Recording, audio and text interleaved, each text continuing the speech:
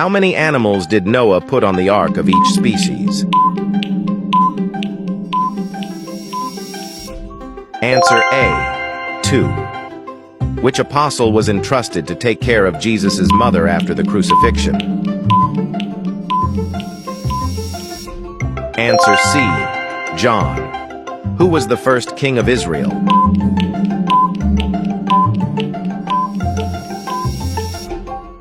Answer A, Saul. Of whom was Mary the sister, the one whom Jesus raised from the dead? Answer C, Lazarus. Which king asked God to extend his life?